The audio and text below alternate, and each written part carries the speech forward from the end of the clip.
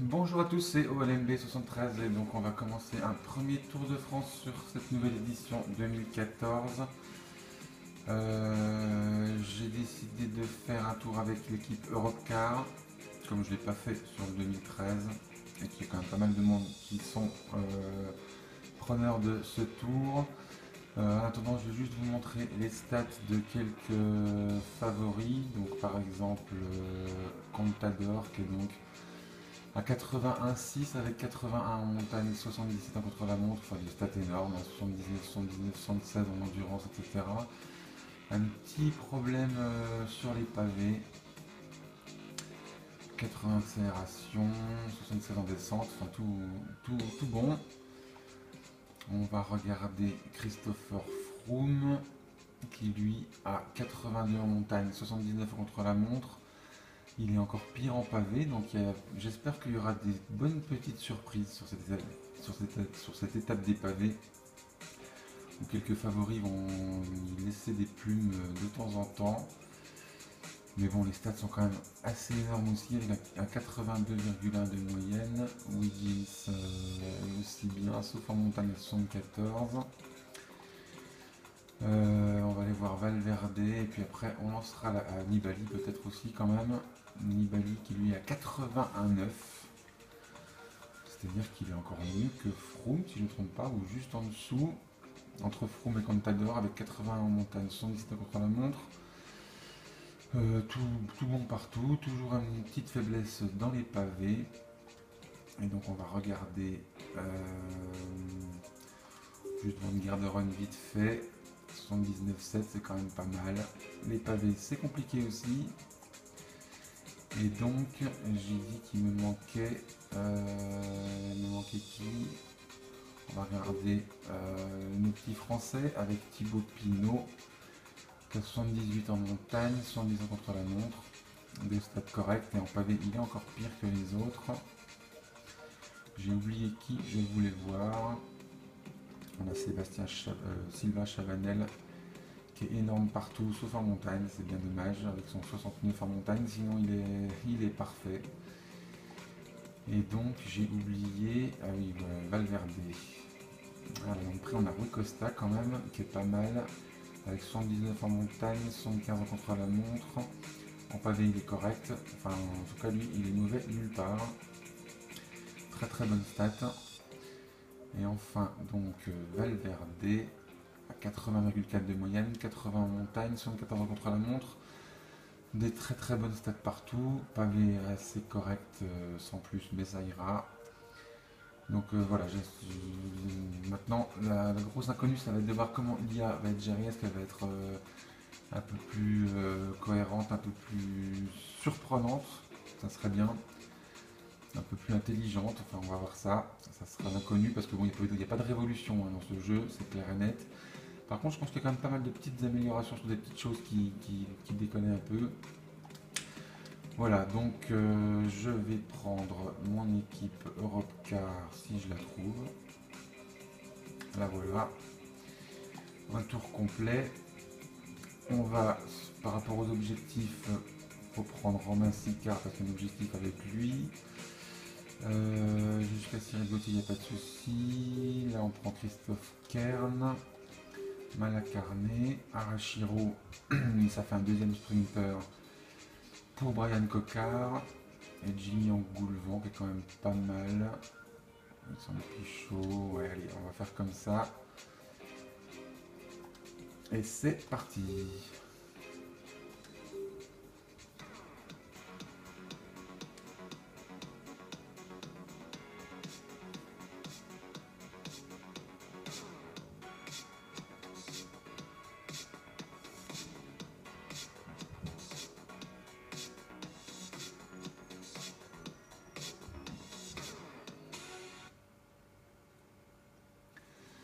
Donc cette première étape, c'est une étape pour sprinter. Donc on va prendre notre ami, je ne trouve pas, Brian Coquard, voilà, qui est sprinter de bronze. Je vais prendre de la récupération en début d'étape. Et pourquoi pas tenter un petit rouge en fin d'étape. On va essayer de voir si ça peut marcher en même temps qu'on sprint.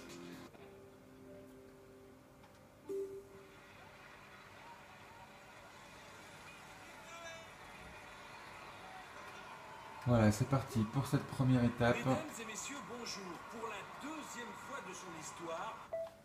Alors, je vais juste reculer un petit peu la caméra pour qu'on voit mieux.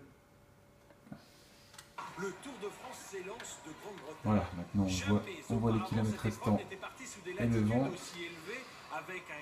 Donc c'est parti pour cette première étape. Mais les considérations géographiques laisseront vite place à l'enjeu du premier maillot jaune. Il sera attribué au terme d'une ligne droite en montée propice à une belle explication entre sprinteurs dans la ville-étape d'Harrogate. Voilà, merci pour les infos. Donc je vous avais dit, ça part déjà. Et ça attaque déjà.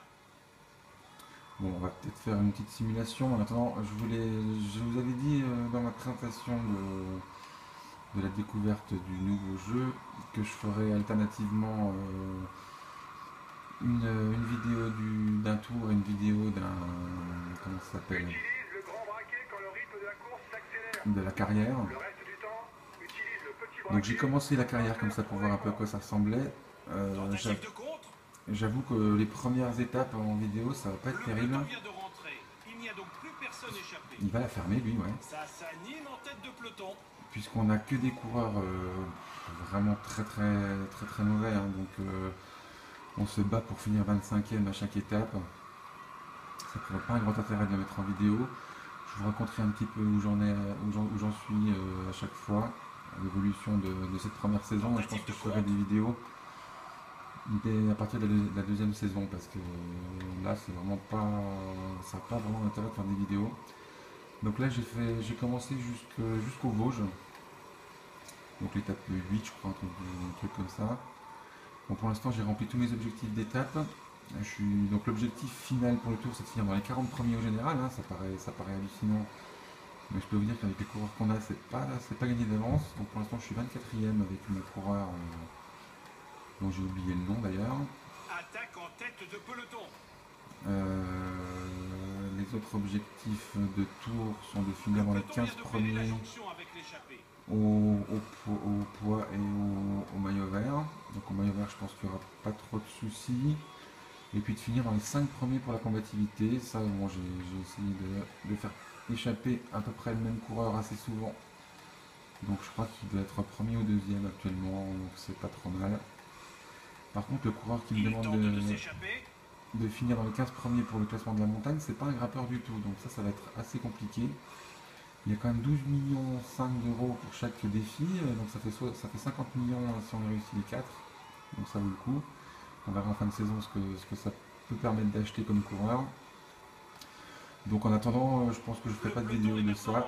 Je vais faire déjà un premier tour en essayant parallèlement de finir cette première saison de carrière. Et je vous mettrai ces vidéos plus tard. En attendant, je vais faire une simulation parce que là, de toute façon, je vais jouer que les sprints avec Brian Coquard. Donc à tout à l'heure. On se retrouve à 2 km du sprint intermédiaire avec Arashiro qui est dans l'échappée. Il est parti tout seul, hein, sans que je lui dise rien. C'est très bien. Et puis bon, on va essayer de remporter ce sprint. Hein. Pourquoi pas, Arashiro c'est quand même... oui. Sauf que je discute et je suis en retard. Il est plutôt à classer comme puncher, rouleur, avec un bon finish en petit groupe. Ils vont peut-être craquer dans la petite côte. Ah, il y en a peut-être un qui... Ouais, non. Je suis parti trop tard, mais bon, Arashiro qui marque 13 points. Par contre, on va prendre Coquard pour le jouer dans le peloton.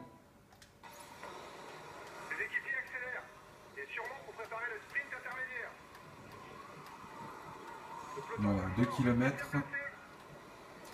Je vais essayer de ne pas me faire surprendre cette fois-ci.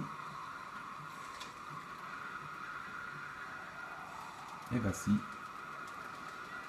Je me fais encore surprendre. Sa meilleure chance de victoire, c'est de tenter une échappée de loin. Il n'est pas évident ce sprint, hein, en montée. Les coureurs vont bientôt arriver sur le deuxième Grand Prix de la montagne de la journée. Enfin, Arashiro qui fait 4, Coquard qui fait 10. Lui aussi en troisième catégorie. Pour un premier sprint, c'est pas si mal. En tout cas, on a un prix de la montagne qui va arriver avec Arashiro. Donc on va reprendre Arashiro. Il faut constamment essayer de s'abriter du vent pour ne pas trop consommer d'énergie. C'est ce qui permet de faire la différence en fin de course. Là, on se retrouve à Wimbledon. Et on est à 6 km de ce sommet.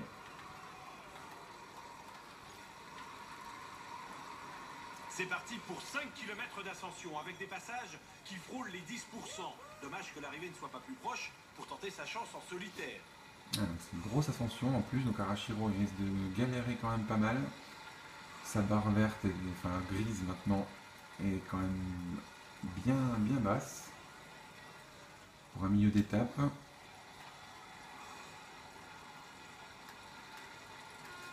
L'écart avec le peloton est de 4 minutes, mais bon, il vient d'accélérer pour le sprint intermédiaire, donc ça devrait remonter.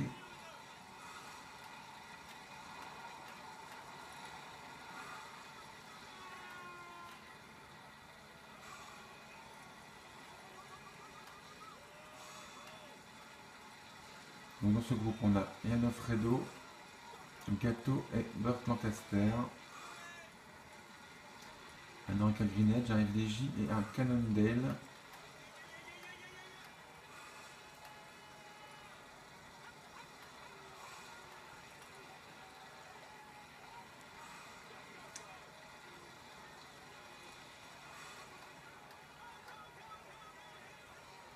Bon, ils sont pas très chauds là. Hein.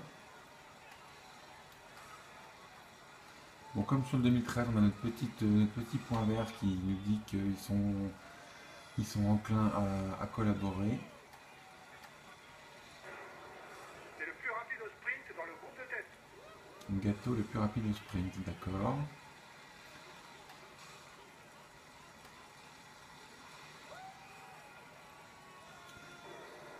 Vous êtes à 2 km du grimpeur. Bon, après il y a la descente et après c'est le ravitaillement. Donc je vais ravitailler tout le monde, ça sera fait. Pour le premier ravitaillement. Attention à lui, c'est le meilleur puncher de l'échappée. Viragé. Voilà, c'est Alfredo qui risque d'être le plus dangereux pour ce sprint en côte. À 1 km du sprint. Bon, je reviens pas qu'on arrive à creuser encore l'écart. Pour ne pas vous laisser plus d'avance. Probablement en vue du général. Voilà. Et Arashiro qui prend 2 points. On va peut-être récupérer le maillot à poids.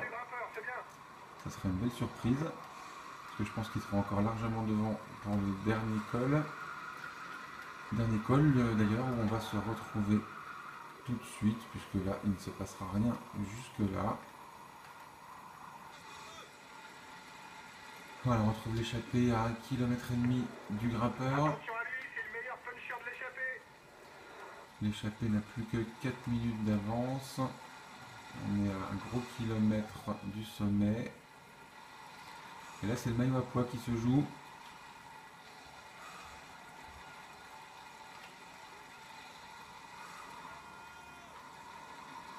Allez, on va partir le premier.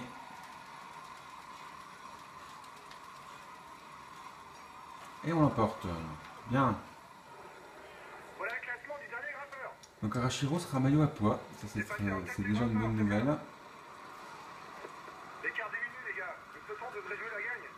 Et donc on va se retrouver pour l'arrivée de cette première étape anglaise. Voilà, on retrouve Arashiro dans son groupe d'échappée à 20 km de l'arrivée. Les adversaires haussent le rythme pour résister au peloton. Le peloton revient fort, il n'y a plus qu'une minute 10. Avec la tête de course dans les 20 derniers kilomètres. Il va falloir rester bien placé car le final est assez sinueux. Donc là, il va falloir tenter quelque chose hein, parce que sinon c'est mort. Donc on va mettre le grand plateau, tenter une attaque, tenter de redynamiser cette échappée. Sinon, ça sera l'option Brian Coquard. Le peloton est maintenant pointé à 1 minute.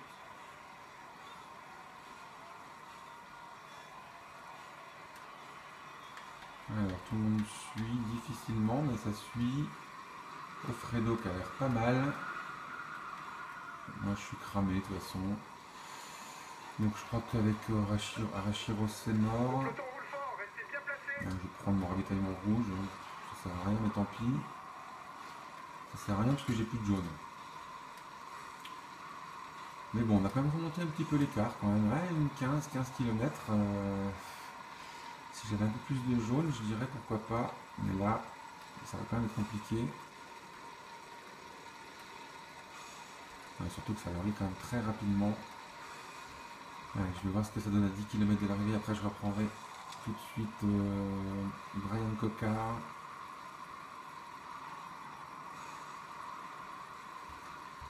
Allez les gars. Voilà, 50 secondes, ça diminue très très rapidement. Si on peut remonter à la minute de 10 km, on peut encore y croire, mais vu ma barre jaune, je n'y crois pas. 40 secondes. 30 secondes, allez c'est plié. Arashiro, on va le laisser finir tranquille. Le peloton devrait jouer la gagne. Et on va prendre donc notre sprinter, Brian Cocard.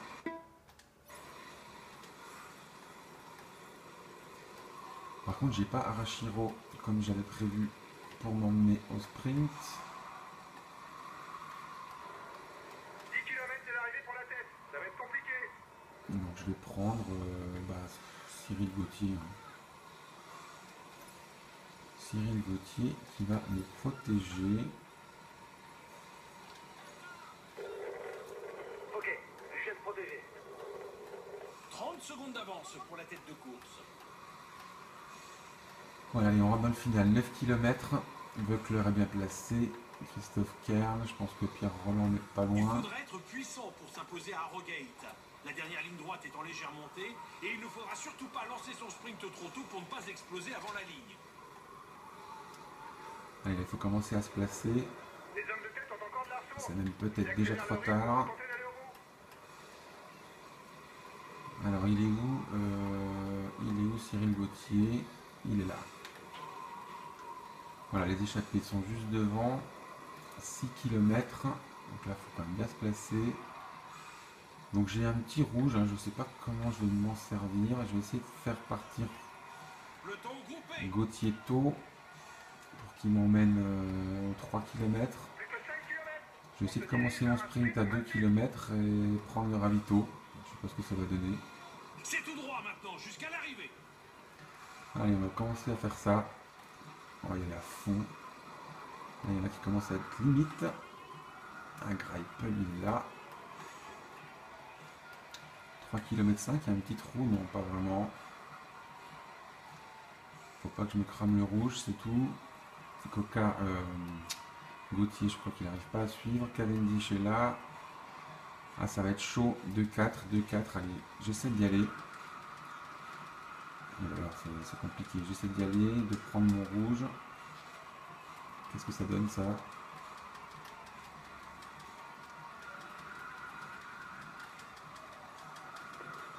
Il est en difficulté. Pas sûr qu'il soit là pour disputer le sprint. Allez, Cavendish. Oui, la victoire pour Brian Cocard. Oui, c'est beau!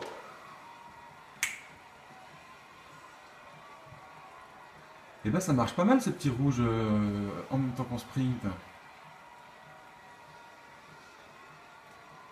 Ah ben je suis content, première étape, première victoire. Mesdames et messieurs, applaudissez-le bien fort. Et le podium. Voici le vainqueur de l'étape, Leeds Harrogate. Ah, ils ont un petit peu amélioré leur podium, qui était quand même très simpliste, et qui là est un petit peu plus sophistiqué quand même. Ouais, c'est sympa, ce podium il est quand même beaucoup plus sympa que celui de 2013. On peut dire que le tour se passe idéalement pour lui. Voici le maillot jaune de ce Tour de France. Et oui, double, qui fait coup double, il fait coup double Brian Cocard. Espérons que pour lui la suite se passe aussi bien, mais pour l'instant, il peut savourer. Victoire d'étape, maillot jaune, certainement maillot vert également. Il est en tête du classement et il va recevoir les honneurs du protocole. Voici le maillot vert de ce Tour de France.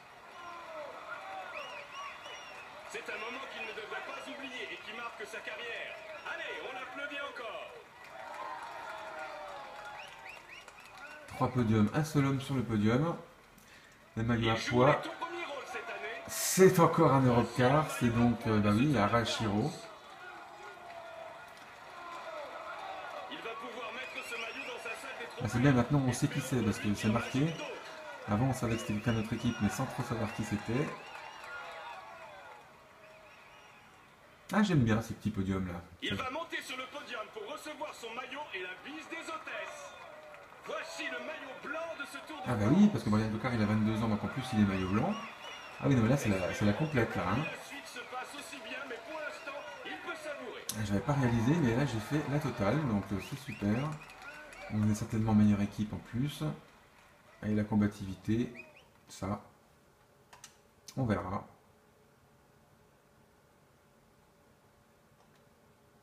Ah, le problème c'est que ça bug. Objectif atteint, finir dans les 25 premiers d'étape de plaine avec Cocard. Oui, bah oui, c'était pas bien compliqué ça par contre. Gagner une étape, ok c'est fait. Ça c'est un objectif d'argent. Niveau 2, cadet, ok.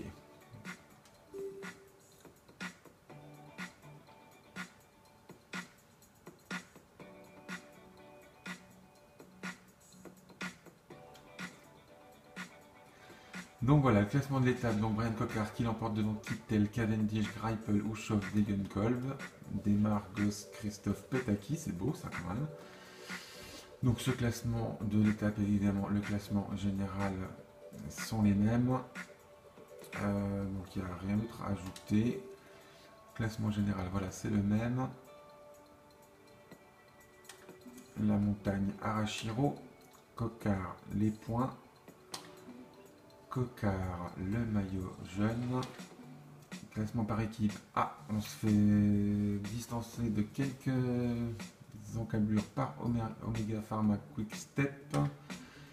Et Arashiro est en tête de la combativité avec son échappée de 163 km. Bon écoutez, je ne vois pas comment ça pouvait se dérouler mieux pour cette première étape. En tout cas, je vous remercie d'avoir suivi cette étape et je vous dis à très bientôt pour la suite. Ciao ciao.